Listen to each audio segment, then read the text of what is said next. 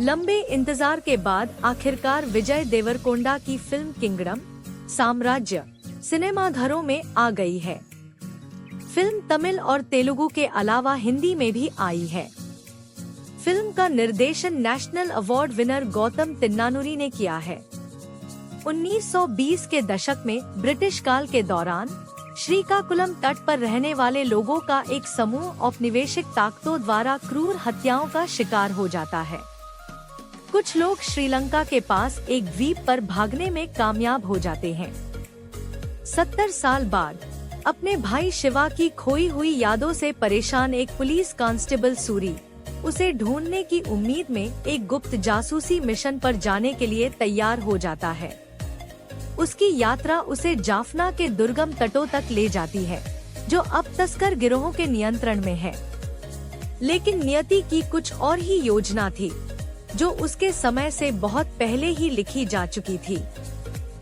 समीक्षा जर्सी में अपनी भावनात्मक रूप से आकर्षक कहानी कहने के लिए मशहूर गौतम तिन्नानुरी किंगडम में भी कुछ ऐसी ही संवेदनशीलता लेकर आए हैं।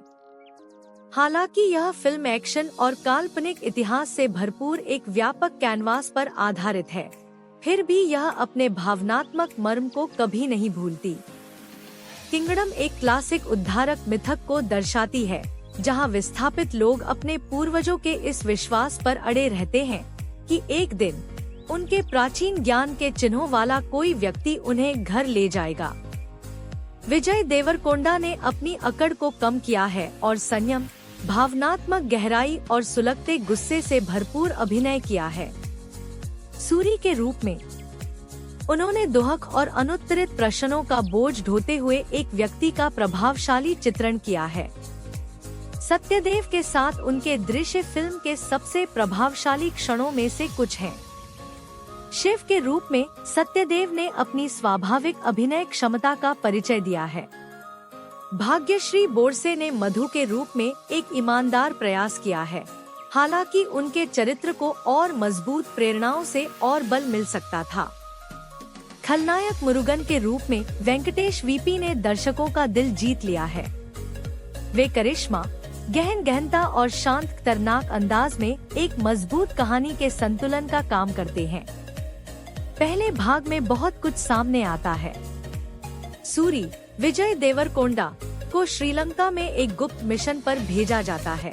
जाफना में कुछ समय के लिए जेल में रहना पड़ता है और वह अपने बिछड़े भाई शिवा सत्यदेव से फिर मिलता है।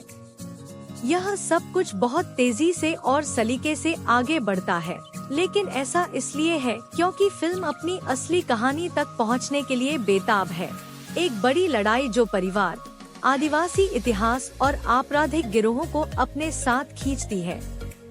गौतम ने मुख्य जोड़ी से परे भी दृष्टिकोणों के साथ कहानी को परतदार बनाने में बखूबी काम किया है। सूरी का परिवार, दिवी द्वीप की जनजाति और तस्करों और व्यवस्था के बीच फंसे लोगों, सभी को जगह मिलती है।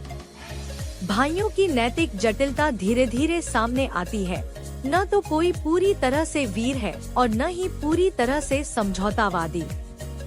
इसके बजाय दोनों ही उस क्रूर व्यवस्था से प्रभावित होते हैं जिससे वे जूझते हैं। दृश्य जगत समृद्ध और मनमोहक है, धूप से जगमगाता है, लेकिन कभी दिखावटी नहीं। नीरजा कोना की वेशभूषा, जो चटक लाल, भूरे और काले रंगों से भरपूर है, कहानी की सांसारिक गंभीरता को दर्शाती है। अनिरुद्ध रविचंद्र का संगीत अपनी भूमिका निभाता है, जरूरत पड़ने पर फिल्म को गति देता है और खामोशियों को जोर से बोलने का मौका देने के लिए चतुराई से पीछे हटता है। विजय देवरकोंडा, जो फिल्म के ज्यादातर हिस्से में गंभीर और निःशब्द रहे हैं, ने अब तक के अपने सबसे प्रभावशाली अभिनयों में से एक दिया है। उनका गंभीर संयम, खासकर शानदार कोरियोग्राफी के साथ फिल्माए गए जंगल में पीछा करने वाले दृश्य में एक्शन में और भी दम भर देता है। सत्यदेव ताल से ताल मिलाते हुए अपने ही उद्देश्यों और संघर्षों वाले किरदार को निभाते हैं। ताजगी की बात यह है कि शिवा को सिर्फ हीरो को अच्छा दिखाने के लिए नहीं लिखा गया है, उसकी यात्रा भी उतनी ही बनावटी और सार्थक है। किंगडम दूसरे भाग में लड़खड़ाती है।